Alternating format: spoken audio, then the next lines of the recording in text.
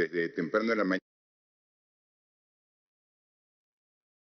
Ministros me acompañan en esta evaluación permanente del estado de emergencia.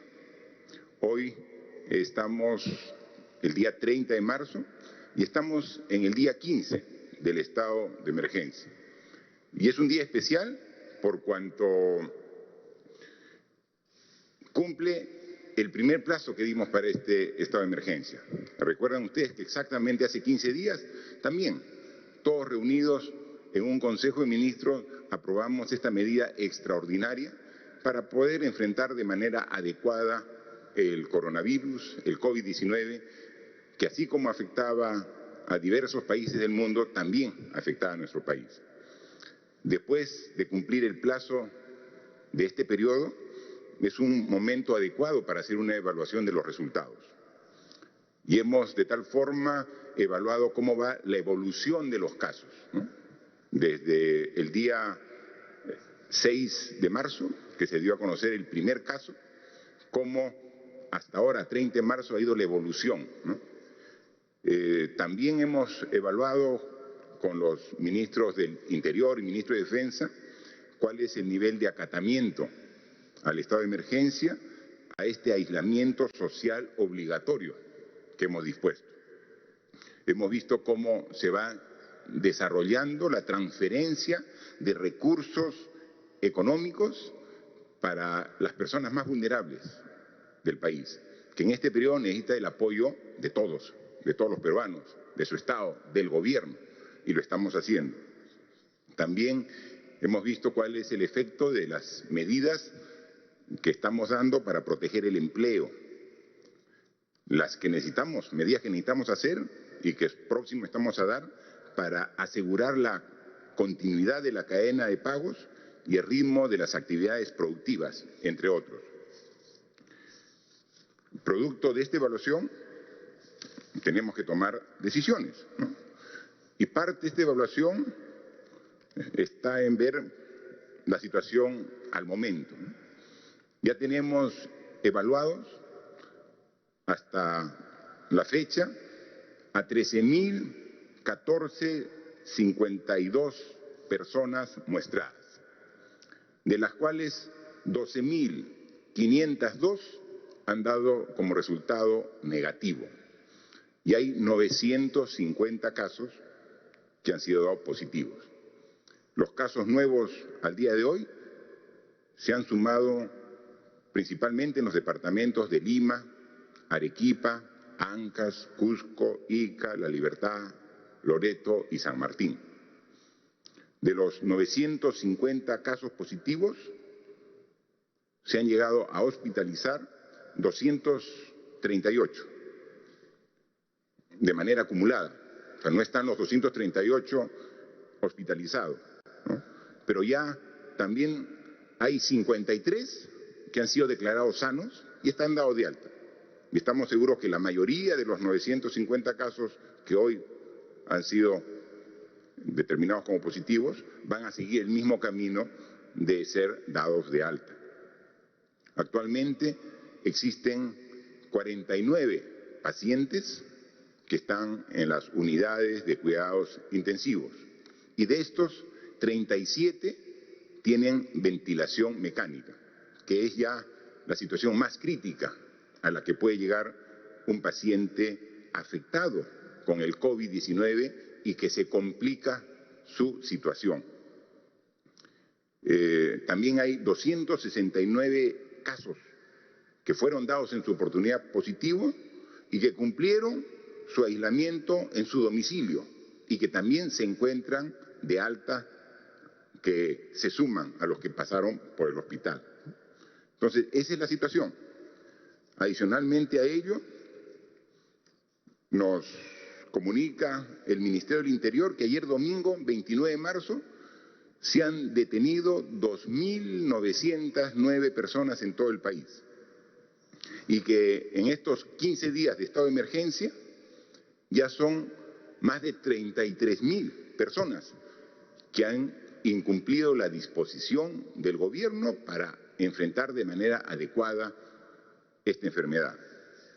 El día de ayer tenemos que encabeza la lista de detenidos Lima, la capital, luego continúa La Libertad, sigue Piura y continúa Loreto.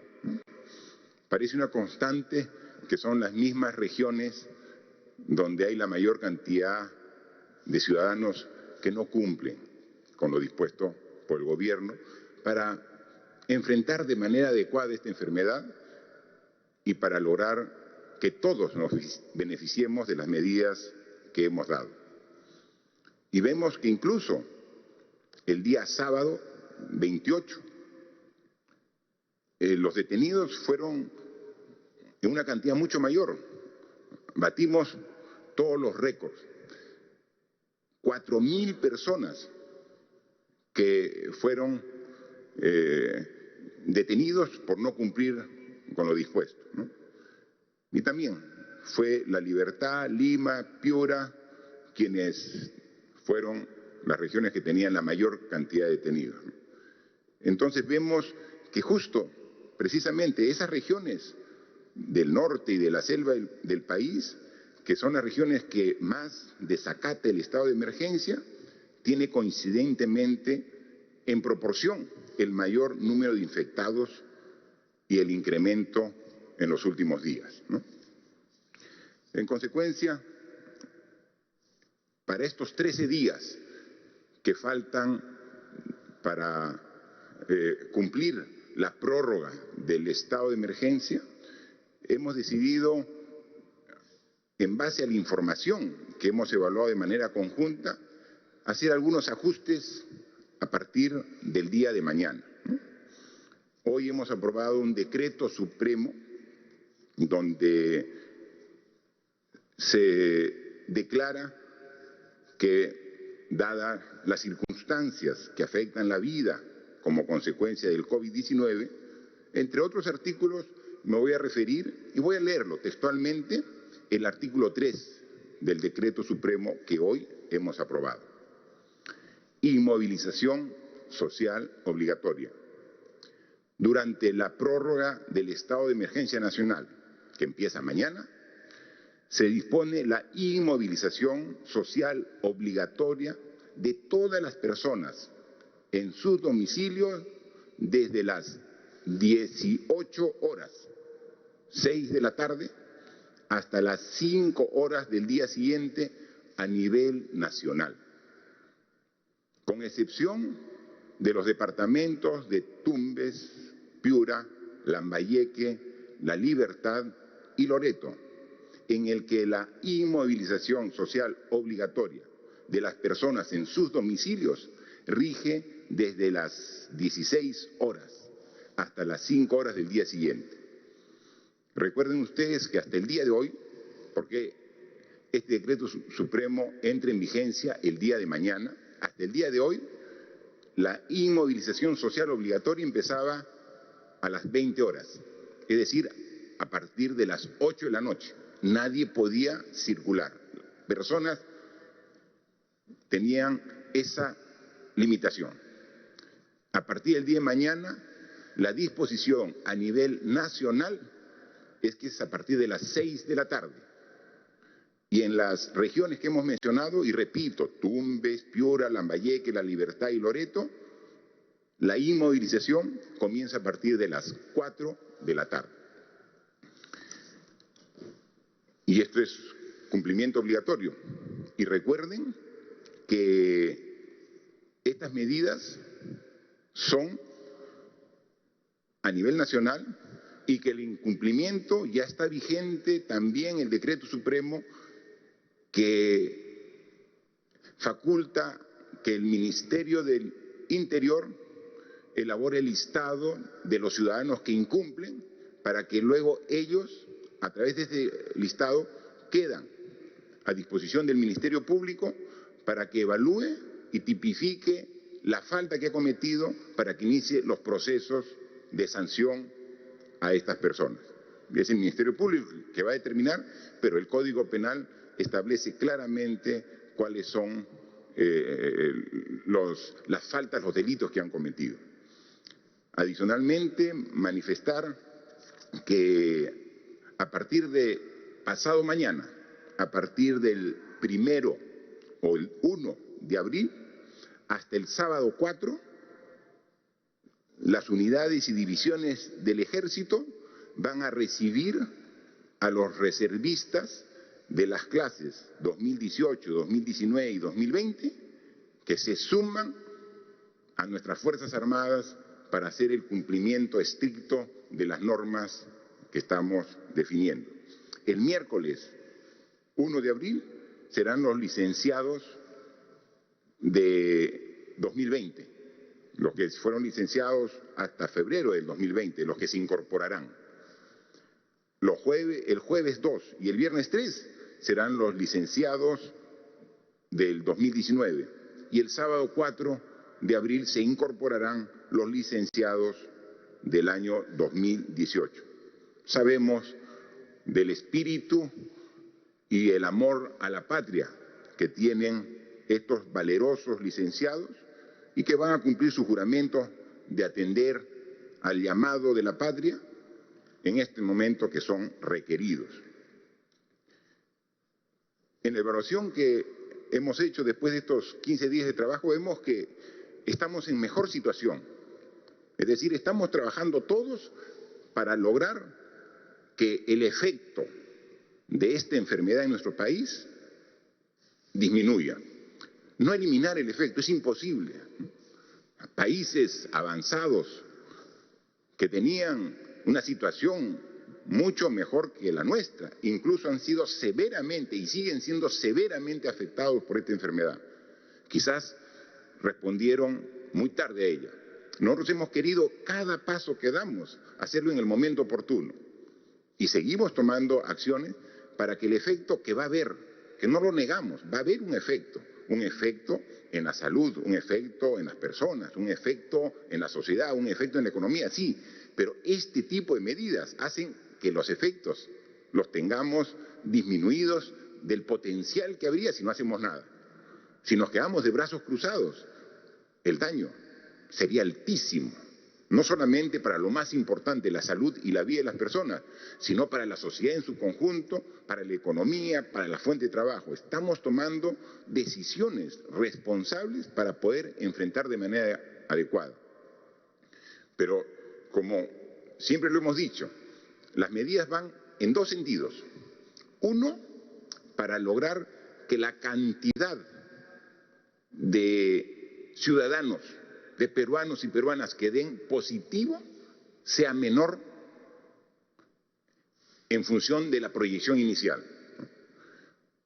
Cuando analizábamos esta medida hace aproximadamente 16, 18 días, es decir, previo a la declaratoria de emergencia, médicos que analizaban la situación de nuestro país nos decían que si no hacíamos nada, habían hecho una proyección que para el día 30 de marzo, es decir, hoy, ya íbamos a superar la cifra de 5.000 personas positivas.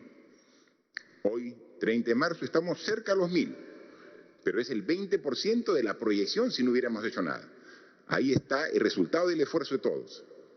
Esa es una muestra clara de que trabajando de manera responsable y teniendo el apoyo de todos ustedes, podemos lograr disminuir la tendencia y la curva. Lo que dicen los estadísticos es aplanar, achatar la curva. Una curva que podría ser así, queremos hacerla que sea de una pendiente más suave. Estas medidas, en esta evaluación de 15 días, han logrado ese efecto. ¿Que podríamos haber tenido mejores resultados? Seguramente, si tanta persona irresponsable no hubiera evadido las disposiciones, tratado de sacar la vuelta a los controles, ¿no? Hay personas que tienen una autorización para circular, pero hacen uso excesivo de esa autorización. Hay personas que trabajan en alguna de los sectores que están autorizados, de expendio de alimentos, farmacias, un banco, o hasta pueden ser periodistas que tienen la autorización, pero la autorización es para el desempeño de esa función. No pueden hacer uso de esa autorización para salir a conversar o a visitar alguna amistad y luego sacan su autorización. No, la autorización es para esa función. Si es un trabajador de un banco al cual le agradecemos todo el esfuerzo que están haciendo para que el sistema financiero siga funcionando, pero no pueden decir, como yo soy trabajador de alguna institución que está autorizada, salgo fuera de ese horario con esa autorización para hacer algo ajeno a la función de la que estoy autorizada. Todo eso tenemos que corregirlo. Entonces, una proyección de 5.000 ciudadanos positivos al COVID-19, que fue la proyección, tener 1.000, creo que es una muestra de un resultado que es el que estábamos buscando con el esfuerzo de todos. Yo estoy seguro que si hubiéramos todos respetado, como la mayoría lo está haciendo, quizás no serían 1.000, sino que serían quizás 500 o 600.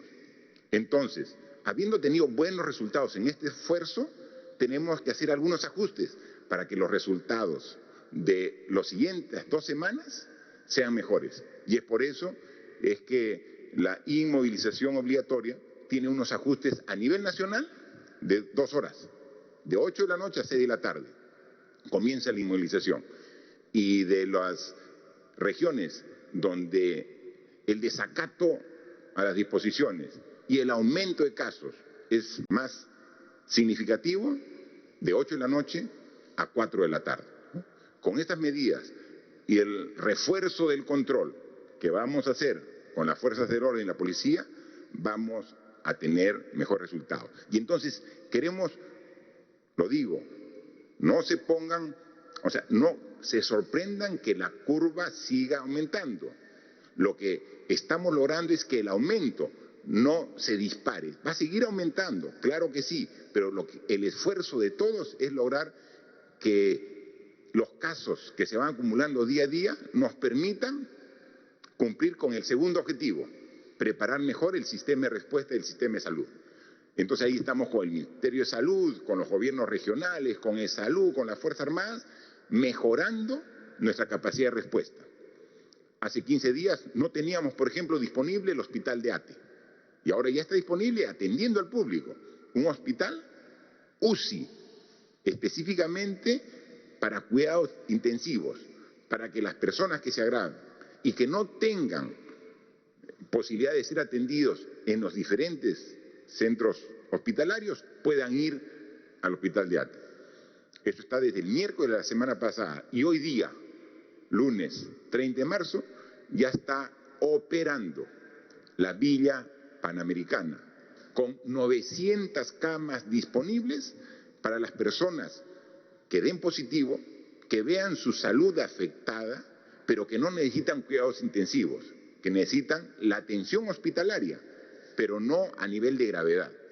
Entonces, miren, y eso lo hemos hecho en una semana, con el esfuerzo de todos. Y tenemos ya 900 camas, con todo el personal asistencial para poder atender de manera satisfactoria.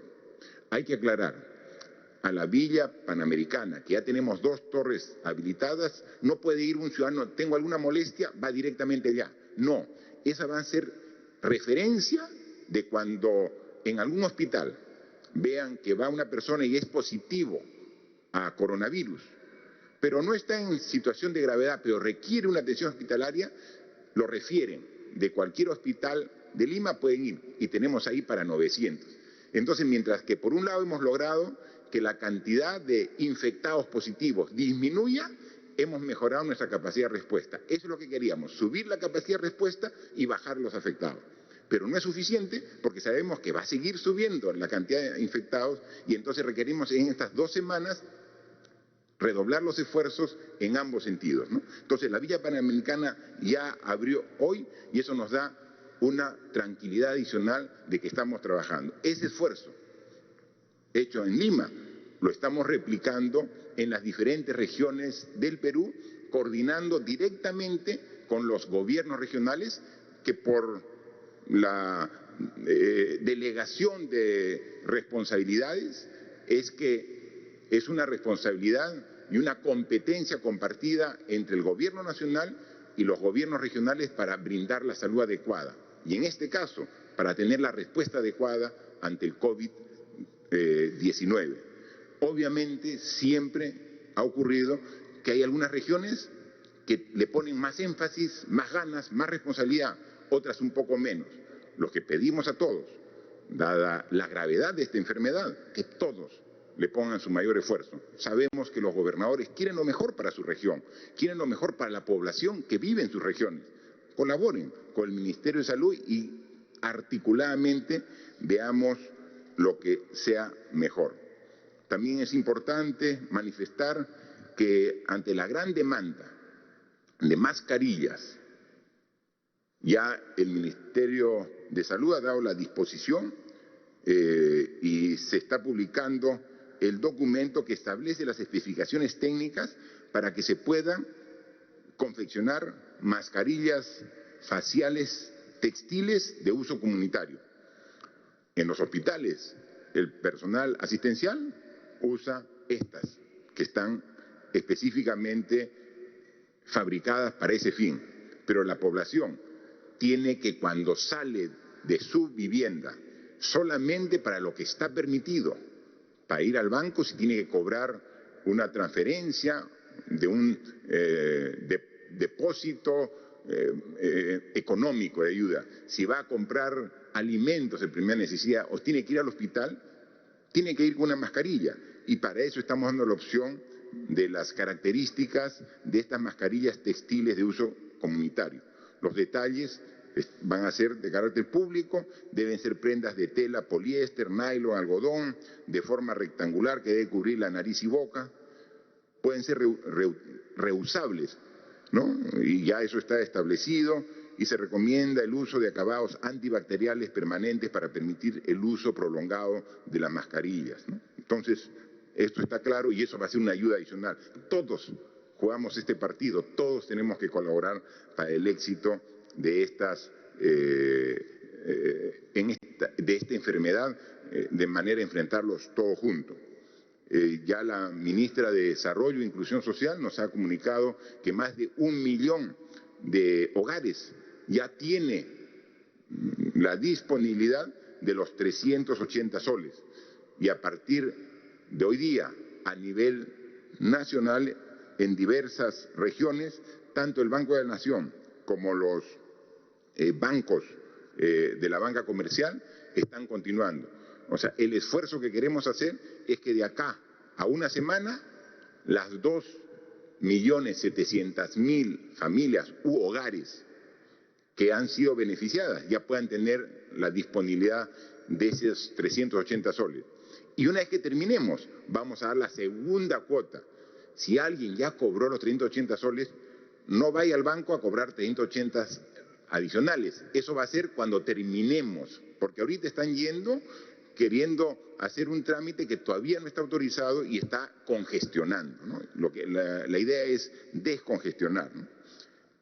Todo este esfuerzo no sería posible, y lo hemos dicho permanentemente, si es que no tendríamos el apoyo de la primera línea, que son el personal de todo el sistema de salud, ¿no? Doctores, médicos, enfermeras, obstetrices, técnicos, todo el personal asistencial que está ahí en primera línea, personal de las Fuerzas Armadas, de la policía, que está patrullando las calles incansablemente y ahora en este nuevo periodo. Pero también hay una serie de trabajadores que son los que hacen posible que el sistema funcione a pesar del estado de emergencia, ¿no? Los agricultores, que ahí siguen produciendo en sus parcelas, en sus terrenos de cultivo, los alimentos de primera necesidad que necesitamos para continuar. Los transportistas, porque los centros de producción no están al lado de las ciudades, están alejados y hay que transportarlo hasta los centros de consumo, hasta las ciudades. Si no tuviéramos el apoyo de los transportistas para esta logística tan importante, tendríamos problemas para llevar adelante, ¿no? El personal de limpieza, porque seguimos generando desechos en las viviendas. Y eso es recogido de manera eficiente por trabajadores de limpieza que cuando la gente está descansando está haciendo la limpieza adecuada. El sistema financiero, las personas que están al frente de la ventanilla, los cajeros, o sea, todo es un sistema que gracias a ellos estamos viendo y trabajando de manera directa y logrando que esto sea positivo. Y otro tema con la cual hemos concluido la primera parte de esta reunión del Consejo de Ministros y que también es de mucha relevancia, es una medida que hemos discutido y hemos aprobado aquí en el Consejo de Ministros y es referida a las AFP. Las AFP que tiene recursos fruto del aporte de los trabajadores, creo que es el momento en que también tengamos la disponibilidad de parte de esos recursos para los que han aportado y que ahorita están en condición de vulnerabilidad y que necesitan esos recursos, ¿no? Hemos hoy aprobado la autorización de retiro de hasta 2.000 soles para los trabajadores que ya ahora no están en la planilla en los últimos 12 meses.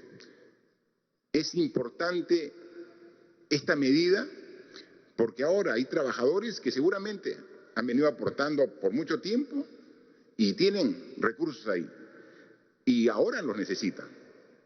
Y entonces hemos visto que dentro del universo de aportantes hay más de 2.600.000 aportantes que van a ser beneficiarios de estos 2.000 soles que estamos autorizando que los puedan retirar. Obviamente, para que no afecte de golpe el sistema, lo estamos dando en dos armadas, 1.000 y 1.000, de manera consecutiva en 2 meses. Esto significa un monto de alrededor de 5.300 millones de soles que estamos autorizando a esos trabajadores a retirar. Es decir, si un trabajador tiene en el banco, o sea, tiene en su cuenta de AFP 500 soles, puede retirarlo todo. Si tiene 1.000, lo retira todo. Si tiene 2.000, puede retirar los 2.000 soles. Hasta los 2.000 soles puede, porque es lo que necesita en estas épocas de crisis. Estamos en una emergencia que genera una crisis en las personas, en los trabajadores, en la familia. Así como hemos atendido a las personas y familias de hogares de pobreza y pobreza extrema, así como vamos ya pronto a hacer la transferencia a los trabajadores independientes o informales, 800.000 hogares que se van a beneficiar, así como también a través de los municipios estamos viendo cómo llegamos con más de 2.600.000 canastas para los hogares en vulnerabilidad. También hemos identificado que aquí tenemos más de 2.600.000 aportantes que ahora pueden hacer uso de estos 2.000 soles. Y va a ser de mucha utilidad.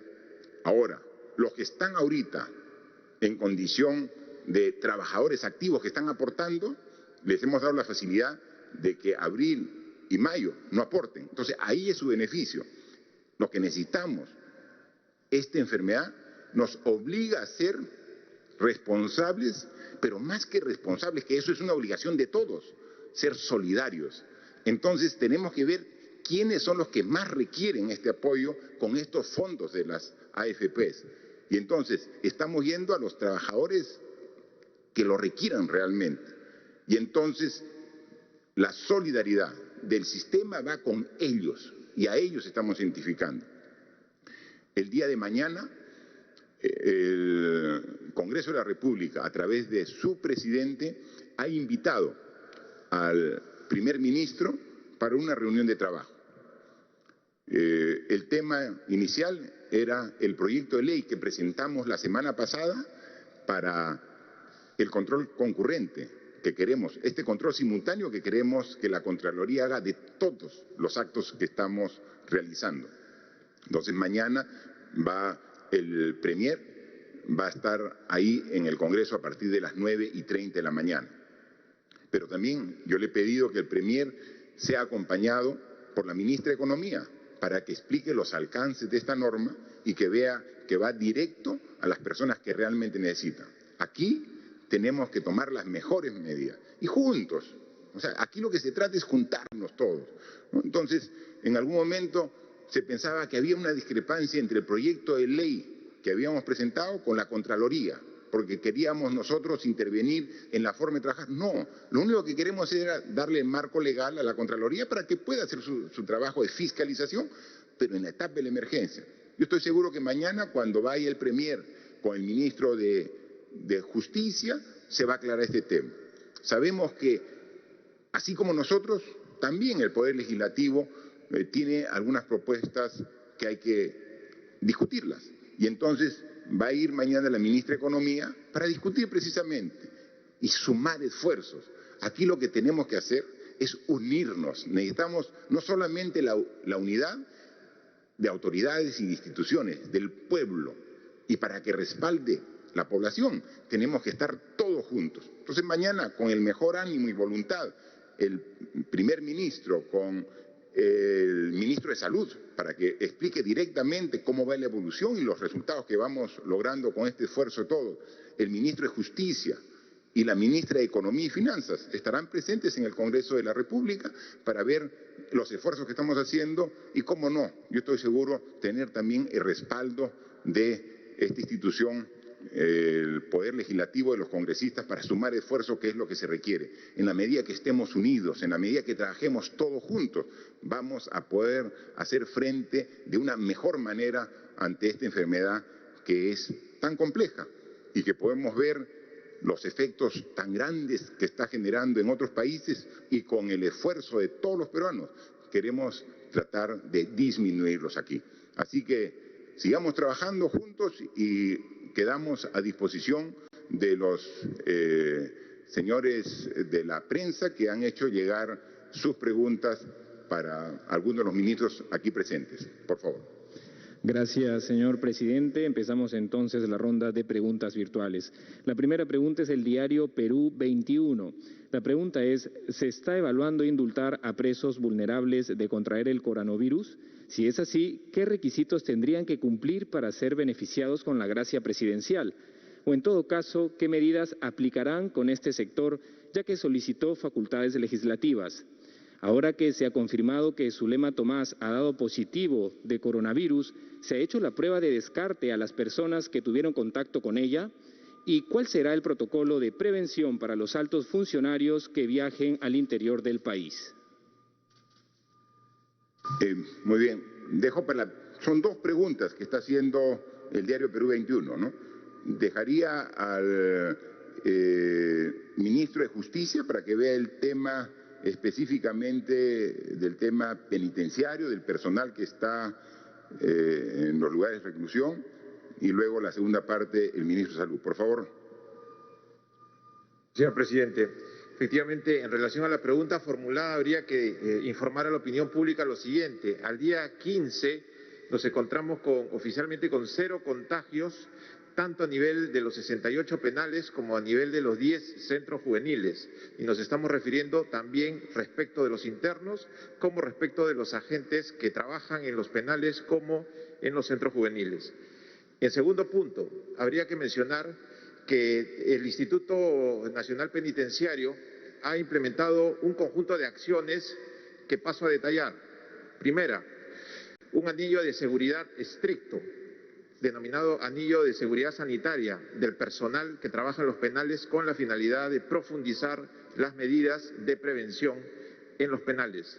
Segundo, mejoramiento y mantenimiento y potenciamiento de los baños y de los servicios en todos los penales a nivel nacional. Esto con la inyección del decreto de urgencia que se dio la semana pasada, asignándole a los centros penitenciarios 10 millones de soles a nivel nacional.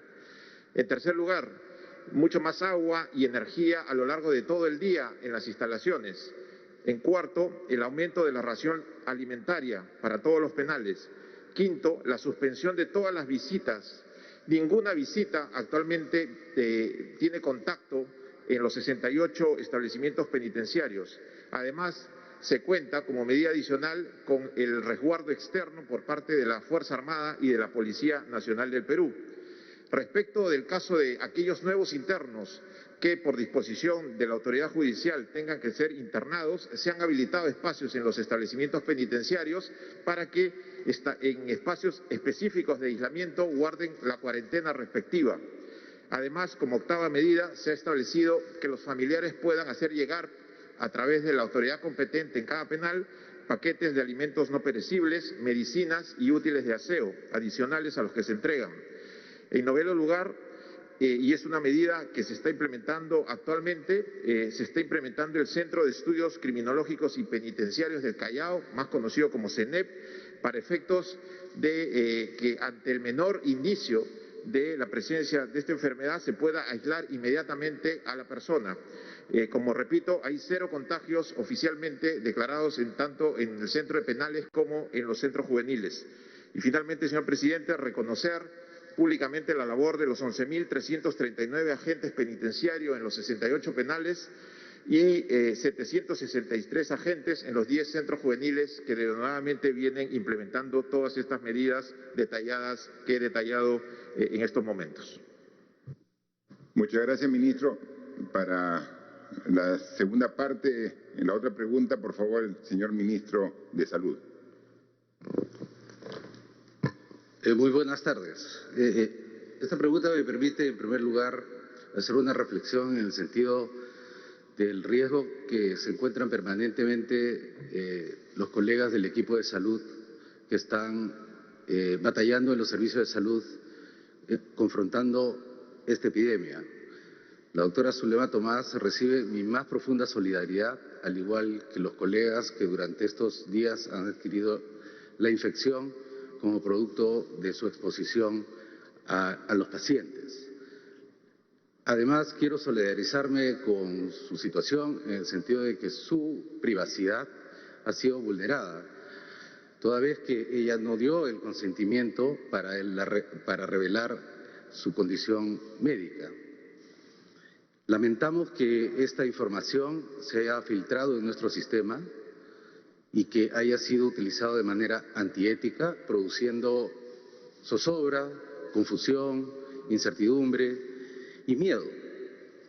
Para reducir al máximo las posibilidades de que esto vuelva a ocurrir, durante el fin de semana hemos tomado algunas acciones.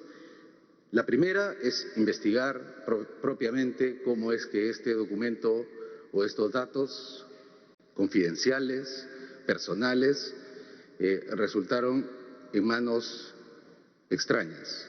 En segundo lugar, hemos tomado medidas para fortalecer la defensa de estos datos y tengan por seguro la comunidad que los datos serán netamente protegidos en el futuro. La segunda parte en relación con los protocolos.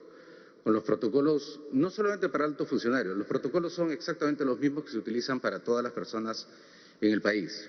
Distanciamiento social, que lo tratamos de mantener al máximo entre los profesionales y los funcionarios, que estamos expuestos permanentemente a pacientes o a condiciones en las cuales se pueda transmitir rápidamente este virus. Y cuando las personas que asumen estas responsabilidades, ya sea en los servicios o en la parte administrativa, muestran haber tenido contacto y tener síntomas, reciben prontamente su asistencia de laboratorial. En este caso, la alta dirección se está implementando este protocolo tal y cual se hace con el resto de la población del Perú. Gracias, ministro. Y siempre hay que tener la información real. Y aquí ese es nuestro compromiso con el país, darle siempre la información real. Cuando las cosas se ven que están bajo control, las decimos. Cuando nos equivocamos y tenemos que corregir, también lo decimos. Porque en este momento lo más importante es la confianza. Y lograr esa confianza pasa por tener información directa. Y la decimos siempre. Va a haber seguramente momentos más duros. Y aquí estaremos al frente de ustedes dando la cara, diciendo qué estamos haciendo cuando las cosas mejoran, cuando las cosas podrían ponerse un poco más complicadas. Pero juntos vamos a vencer esta situación y ayúdenos en no transmitir y no retransmitir información que no han verificado y que es falsa en muchos casos, ¿no? Ayer domingo, efectivamente, estábamos ya en la evaluación. El ministro de Salud estaba en Iquitos, ya fue para evaluar la situación en la región Loreto. Nosotros estábamos evaluando con la ministra de Economía la situación económica y el paquete fuerte de reactivación que tenemos que ver. Estaba el ministro de Defensa con el ministro del Interior trabajando precisamente la justificación también del desacato de las medidas para dar el sustento al decreto supremo que hoy día, ¿no? Pero sin embargo dijeron que incluso yo como presidente había sido afectado por el COVID-19 y que por eso no había dado la conferencia. Estábamos preparando todos los insumos, la información para dar de manera veraz el diagnóstico y en función de ese diagnóstico dar las propuestas, ¿no? Que es lo que hemos dado ahora, ¿no? Entonces, obviamente, yo como cualquier ciudadano también estoy expuesto, si no cumplo el aislamiento social, si no mantenemos este metro de distancia por lo menos que debemos tener, también tendría riesgo de ser contagiado, ¿no? Y lo diría si fuera el caso, ¿no? Pero no ha ocurrido y sin embargo generan incluso hasta falsos comunicados del Ministerio de Salud, ¿no? O sea, con el papel membretado, con el sello, con la firma, ¿no?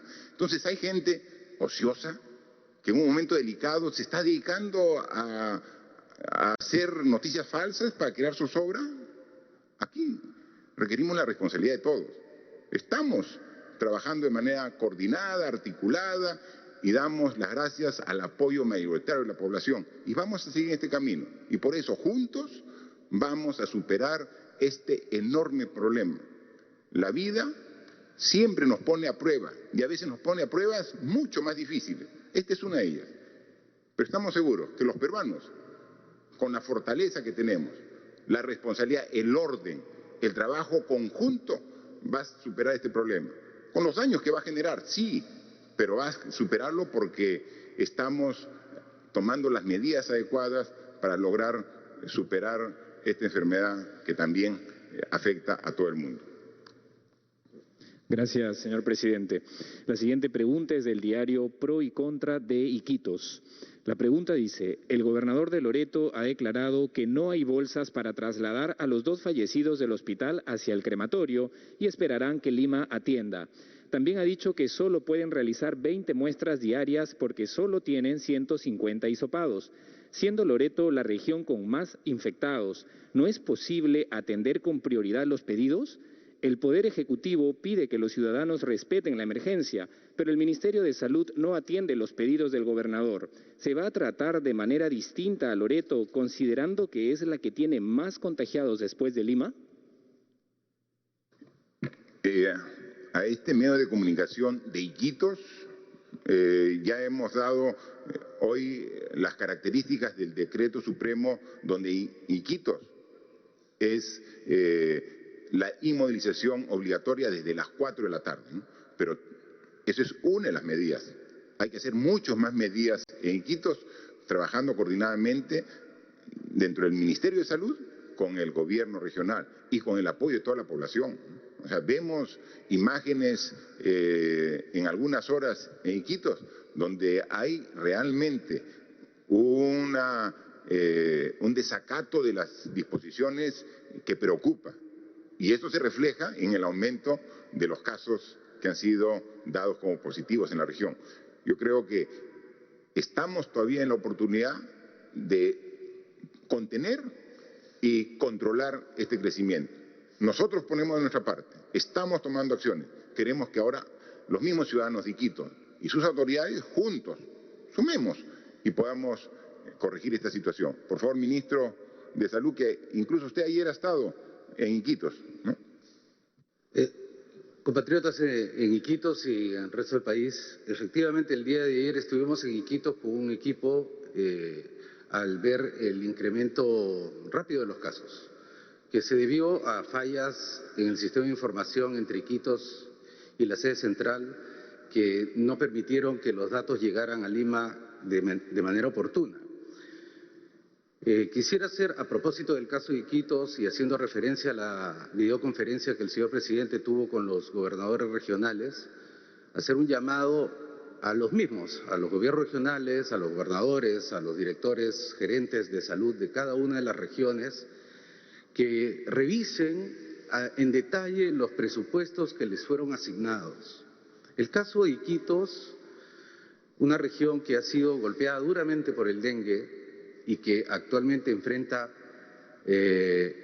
no solo el dengue, sino la pandemia, le fue asignado inicialmente un presupuesto de 2.349.000 para afrontar esta epidemia, a lo cual se suma otras fuentes por un aproximado de 2.650.000. Eso hace en total 4.999.000, además de que en el decreto de urgencia que declara la emergencia nacional posibilita a las regiones hacer transferencia de saldo de balance, o sea, aquellos fondos que no han utilizado en otras actividades para orientarlas a la lucha contra esta epidemia. Hemos constatado durante nuestra visita que de todos estos fondos, que suman aproximadamente 5 millones de soles, la ejecución de los mismos es solamente de 10.000 soles. Una de las razones probablemente sea que hay restricciones del mercado. El mercado se ha cerrado por lo que estamos viviendo en el país, pero una gestión oportuna, un diálogo entre nosotros, entre el nivel central y el nivel regional, hubiese quizá en su momento permitido tomar decisiones que faciliten el trabajo esforzado que realizan en Iquitos. En segundo lugar, además de fortalecer las medidas de control social que usted ha anunciado el día de hoy y que son necesarias en el caso de Iquitos, en ese lugar, en Loreto, se han abierto 3 frentes que la Gerencia de Salud tiene que enfrentar, no solamente en Iquitos, sino en zonas ribereñas y dentro de su propio personal. Nosotros hemos coincidido con el gobernador regional en la necesidad de fortalecer la vigilancia epidemiológica. Hemos constatado en el campo que no tienen 150 kits para hacer el diagnóstico laboratorial en Loreto. El día 27 de marzo recibieron 500 kits para poder hacer el diagnóstico laboratorial en Loreto. En el caso que la capacidad para hacer el diagnóstico no fuera suficiente, hemos dejado el 26 de marzo 200 kits para toma de muestra y poder ser enviada a Lima. Se verificó que el termociclador para el laboratorio de Iquitos estaba dañado y estamos instalando un nuevo termociclador en Iquitos para que recupere su capacidad diagnóstica. Hemos dejado 7 ventiladores mecánicos adicionales a los que ya tenía el Hospital de Iquitos y hemos combinado a la Gerencia de Salud que pueda revisar su plan de salud de contingencia con los demás actores. Hemos constatado que la relación entre la Dirección de Salud, la Seguridad Social y el sector privado todavía es débil y necesita ser fortalecido. El día de hoy o mañana el gobernador está llamando a una reunión de todos los actores para que se puedan usar todos los recursos disponibles que existen en Loreto para enfrentar esta epidemia. En resumen, compatriotas en Iquitos, se están tomando medidas urgentes para fortalecer las acciones que en el Loreto se están realizando. Otro equipo está presente en Piura, igualmente trabajando para fortalecer el plan en Piura, y en esta semana nosotros debemos terminar de hacer la evaluación de la capacidad laboratorial en Arequipa, todos al mismo tiempo, señor presidente. Muchas gracias. Por favor, siguiente pregunta. La siguiente pregunta es de Radio Santa Rosa. La pregunta dice: el Congreso de la República promulgó el viernes pasado la ley número 31012, Ley de Protección Policial, presentada por el Parlamento disuelto el año pasado. Entendemos que no tuvo respaldo del Ejecutivo porque usted no la promulgó y que algunas instituciones la han cuestionado. Quisiéramos saber por qué no la promulgó. Efectivamente, esa ley llegó a nuestro despacho enviada por el Congreso anterior. Y como tenemos que hacer antes de promulgar una ley, pasamos para que la evalúen y nos den su opinión los sectores, ministerios directamente responsables. Y obviamente en una norma de ese tipo, quien tiene que opinar es el Ministerio de Justicia. Y el Ministerio de Justicia presentó observaciones a esta norma. Por eso es que no la promulgamos. Pero no había forma de devolverla porque ya no estuvo, dejó de operar el Congreso. Quien estuvo en esa oportunidad de ministro de Justicia es quien ahora es el primer ministro Vicente Ceballos, que quisiera que amplíe un poco el concepto de las observaciones y lo que generó como consecuencia que no se promulgue esa ley. Por favor. Gracias, presidente. Debemos reiterar nuestro reconocimiento al esfuerzo que indistintamente desarrollan tanto policías como militares en estas circunstancias de emergencia a las cuales está sometido nuestro país.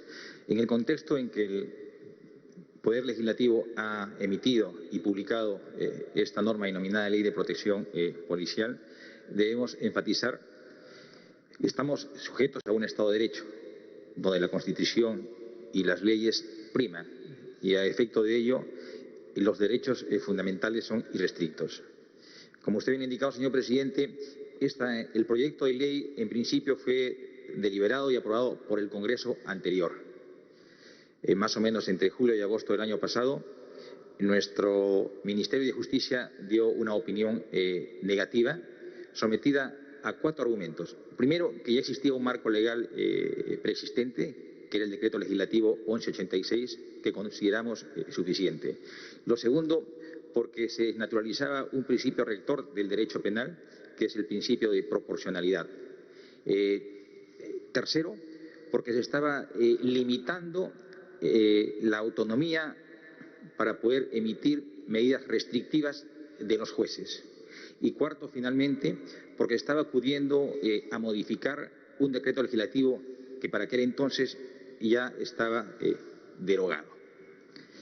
Debo reiterar, señor presidente, nuestro apoyo a las Fuerzas Armadas, a las fuerzas policiales, por el invalorable apoyo que viene brindando a nuestro país en estas difíciles circunstancias de la emergencia en que nos encontramos. Gracias. Por favor, siguiente pregunta. La siguiente pregunta es del diario Gestión. La pregunta es, ¿cuánto de los 90.000 millones de soles anunciados del Plan Económico contra el COVID es gasto fiscal? ¿Qué medidas se incluirán en lo que denominó reconstrucción de sectores de la economía y además del turismo? ¿Qué otros sectores se priorizarán?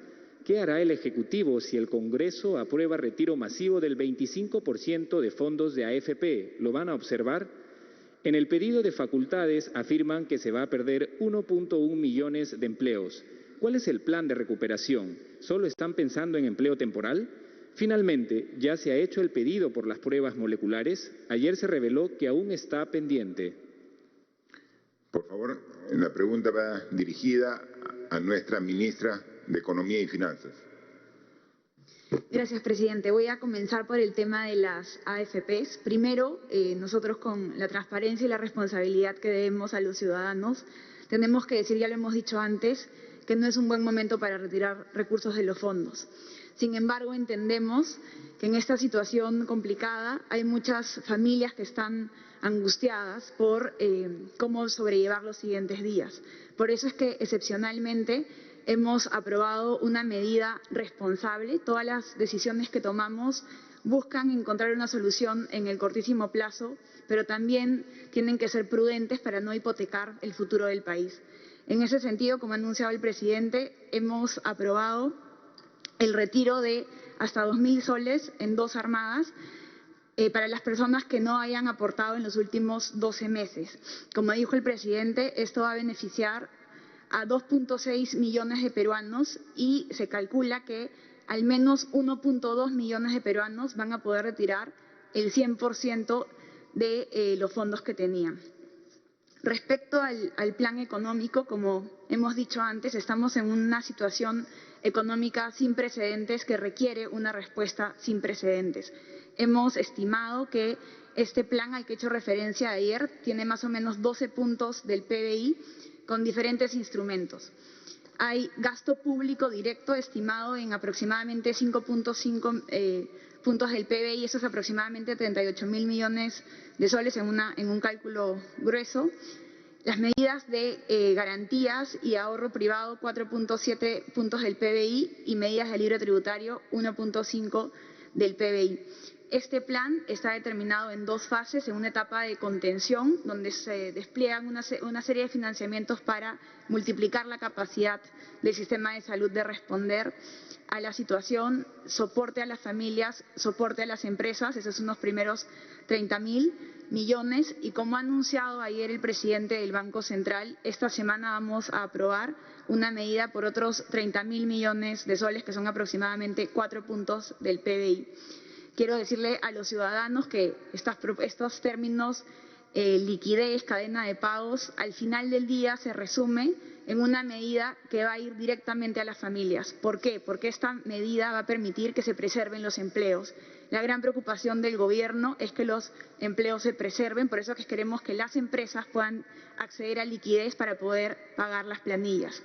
En la etapa de reactivación estamos previendo de la misma manera inversiones de gasto público, algunos beneficios tributarios. De hecho, hemos pedido facultades delegadas para este tema y eso tiene que trabajar con cada ministro sectorialmente algunas revisiones y mejoras a la calidad regulatoria. Esa es una previsión inicial de estos 12 puntos del PBI. Nosotros estamos siempre evaluando la dimensión del impacto de la economía, pero como les dijimos, no vamos a escatimar en contener el virus y no vamos a escatimar en reactivar la economía y preservar los empleos. Muchas gracias, presidente. Gracias, ministra. Había también sobre las pruebas moleculares. Sí, por perdón. favor. En el caso de las pruebas, se le encargó a Perú Compras, ya se han adquirido 54.224 del encargo inicial que se hizo. Gracias. Miren, el desarrollo y la evolución de la enfermedad es muy dinámica y nos obliga a permanentemente evaluar la situación y tomar decisiones. Antes del caso cero, que se dio la primera semana en marzo, se habían previsto que con la adquisición de 10.000 pruebas moleculares era más que suficiente. Para ese escenario, en ese momento, era la decisión más correcta. Sin embargo, ahora han pasado un mes y sin embargo ya hemos requerido aumentar la compra, pero así, de una manera muy superior al monto y a la cantidad inicial. Pero este virus que se ha desarrollado tan rápido por su fácil capacidad de contagio en el Perú y en el mundo, obviamente ha hecho que la capacidad de atención de los proveedores de estas pruebas se alenta aquí en el Perú y en todas partes del mundo. O sea, los problemas que se tienen en el abastecimiento de los insumos no solamente son nuestros, pero ya está la orden de compra, ya está el proceso concluido de las primeras 54.000 pruebas moleculares. Obviamente el plazo de entrega está durante este mismo mes de abril, ¿no? No entran directamente las 54, sino hay un cronograma de entrega. Lo que ya se autorizó fue 200.000 y luego con el ministro hemos visto que se requieren 300.000 pruebas moleculares. Adicionalmente a las pruebas rápidas que complementan, no sustituyen, complementan el trabajo que se hace con las pruebas moleculares y la información que tenemos. Entonces estamos trabajando responsablemente en todos los campos. Definitivamente en algunas adquisiciones hay algunas demoras lógicas y justificadas por las características de esta enfermedad que afecta a todo el mundo, ¿no? Y como han sido algunas preguntas de carácter económico, también lo que afecta a la economía, por ejemplo, de todos los camiones que trasladan los productos de primera necesidad, desde los campos de cultivo hasta los centros de consumo, a las ciudades, algo que justo evaluamos la semana pasada con el ministro de Transportes, y decían, oye, y tienen que en cada peaje pagar el peaje correspondiente de la red del sistema de Provías Nacional, que tiene 24 peajes en 12 departamentos, o sea, del sistema de Provías, del Ministerio de Transporte.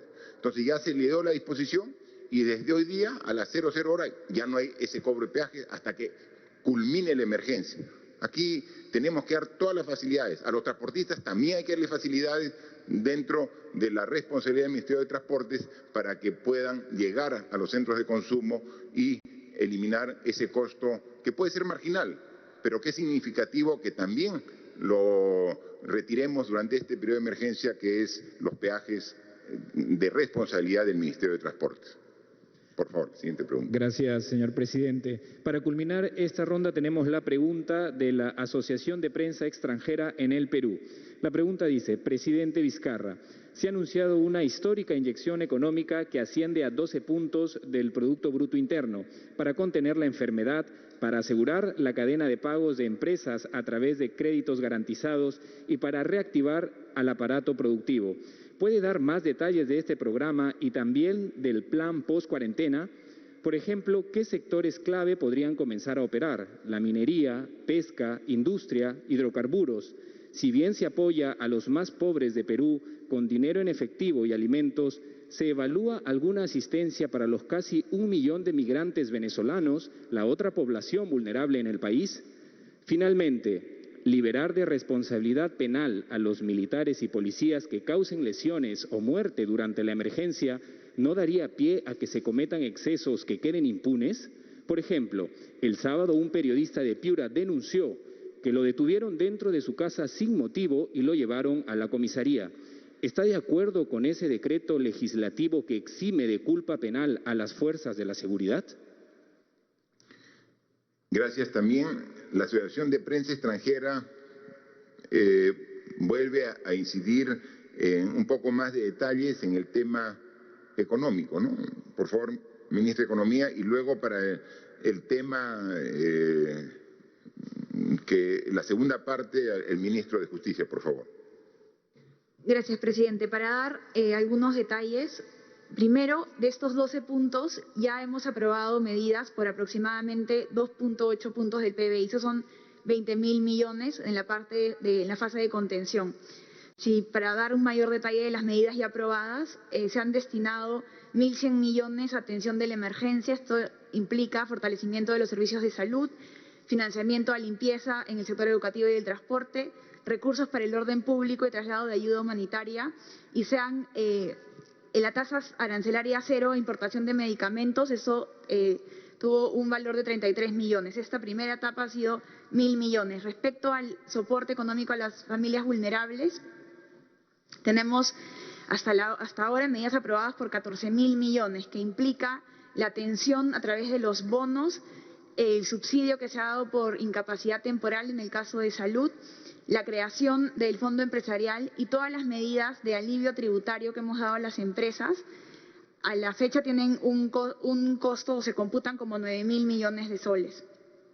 Adicionalmente a esto se le suman las otras medidas del ahorro privado para inyectar liquidez, la aprobación que tuvimos la semana pasada para exonerar la retención y el aporte a las AFPs y para liberar los recursos de las CTS, son aproximadamente 5.500 millones de soles. Estas medidas ya aprobadas, como he dicho, tienen 2.8 puntos del PBI y esta semana también vamos a elevar a Consejo de Ministros la propuesta que ha anunciado el presidente del Banco Central por 30.000 millones de soles, aproximadamente 4 puntos del PBI.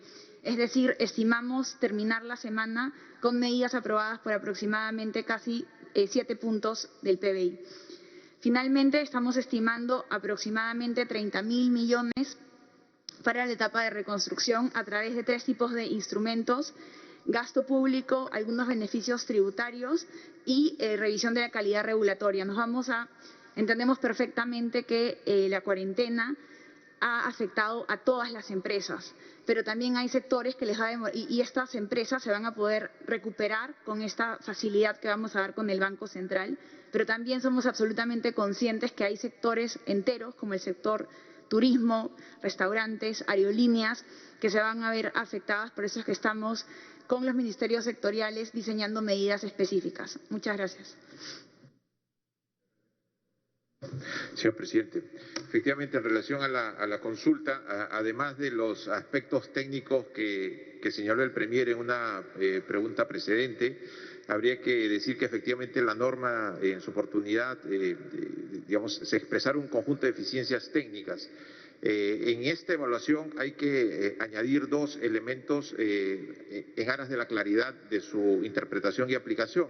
Lo primero es que existen tanto sentencia del Tribunal Constitucional como un acuerdo plenario de la Corte Suprema que establece criterios para la debida aplicación de dicha norma.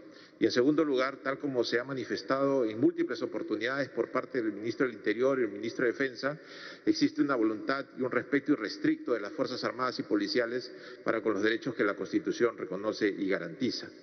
En segundo lugar, en relación al caso del periodista Ralph Zapata, sin duda alguna, como gobierno respetamos escrupulosamente la libertad de prensa y estamos al propio comunicado del Colegio de Periodistas, en donde claramente se establece que todos, absolutamente todos, debemos respetar las reglas del estado de emergencia y la lógica de esto. Gracias, señor presidente. Yo dejaría también al canciller para que complemente una parte de la pregunta referida a los migrantes venezolanos, por favor. Sí, señor presidente. Somos conscientes de que la población venezolana en el Perú es uno de los sectores más vulnerables. En ese sentido hemos estado en contacto con las fuentes cooperantes, el Sistema de Naciones Unidas, el Alto Comisionado de Naciones Unidas para los Refugiados, y ellos han estado trabajando en mecanismos de apoyo similares a los que se ha adoptado por parte del gobierno en tema de respaldo a poblaciones vulnerables, en menor escala eso sí, pero ya han identificado un número de población vulnerable entre los ciudadanos venezolanos y nosotros hemos respaldado eso con gestiones, en particular con fuentes cooperantes como la Unión Europea. Gracias, canciller, gracias, ministro, por toda la respuesta. Lo que queremos, nada más para concluir, ratificar, es que como gobierno no vamos a escatimar ningún esfuerzo para poder enfrentar las consecuencias actuales y futuras de esta enfermedad.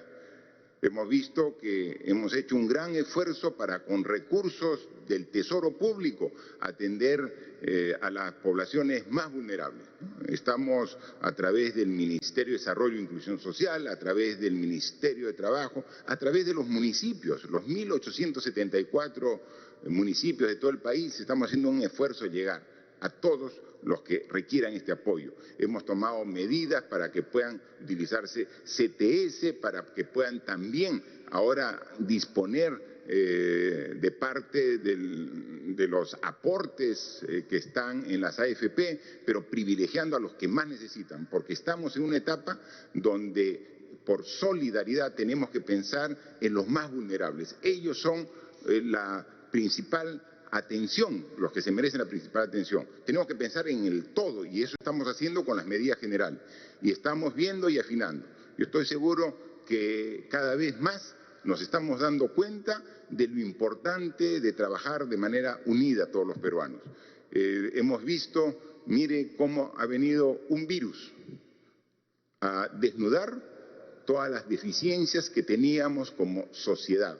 Un virus está logrando hacernos tomar en cuenta que todos somos iguales, que este virus puede afectar y puede dañar de igual forma a todos, independientemente que seas presidente de la República, que seas autoridad, que seas un ciudadano, que tengas nivel económico alto, que tengas nivel económico bajo, que tengas una creencia, todos estamos expuestos actualmente a el efecto que puede generar este virus. Un virus que no reconoce fronteras, tanto que se ha preocupado los gobiernos, la sociedad de generar fronteras, que hasta aquí nomás pasas, que topa. El virus ha conectado todo el mundo y nos ha puesto en un nivel de fragilidad y que nos hace ver que a veces las cosas más simples son las que requerimos para vivir. Porque aquí, dando facilidades a todos, ¿para qué damos? Para que vayan a comprar alimentos de primera necesidad, que se abastezcan de agua, y se abastezcan de medicina. Esos 3 rubros, que son los básicos y fundamentales para vivir, muchas veces han dejado de ser considerados importantes porque se prefería cosas mucho más superfluas, suntuosas, que no son realmente la razón de una sociedad para poder atender sus necesidades básicas. Esto es lo que ha logrado. Y la forma de responder de todos nosotros es con la unión, es con humildad, sabiendo el enorme reto que enfrentamos, sabiendo que solos, que divididos, que peleando entre nosotros no vamos a lograr enfrentarlo de manera adecuada. Después de 15 días podemos decir que los resultados son satisfactorios, pero que recién estamos ni a la mitad del camino de donde tenemos que llegar para poder recobrar la senda por la que veníamos transitando. ¿Afecta? Claro que afecta, a todos nos afecta, pero podemos enfrentarlo en la medida que con los datos, que con la información, que con la humildad que se requiere actuar ante este tipo de enfermedades que afecta a todos, podemos afrontar de manera adecuada esta situación. Lo estamos haciendo y por eso yo le agradezco a todos. Les agradezco a todos porque cada vez más estamos tomando conciencia de la importancia de estos valores fundamentales, ¿no? Del amor en familia, de la solidaridad, del apoyo al más desvalido. En estos momentos es donde nos mostramos tal y como somos. Aquí es donde requerimos realmente que se nos conozca no solamente cómo somos por fuera, sino cómo somos por dentro y de qué somos capaces para poder enfrentar. Tenemos que dar nuestro máximo esfuerzo. En eso estamos trabajando. Pero no es suficiente si no contamos con tu apoyo. O sea, respeta las disposiciones que hemos dado. El distanciamiento social. Sal lo menos que puedas de tu vivienda, solamente en caso estrictamente necesario. Y si sales, respeta el distanciamiento social cuando salgas. En el banco, en el mercado, en la tienda, respeta el metro de distancia. O sea, tenemos que cambiar. Antes no éramos así. Antes nosotros nos gustaba estar cerca, con los amigos, con la familia, abrazarlos. Ahora, porque te quiero abrazar más adelante, me distancio ahora. Y eso tenemos que hacerlo todos. Y lavarnos las manos.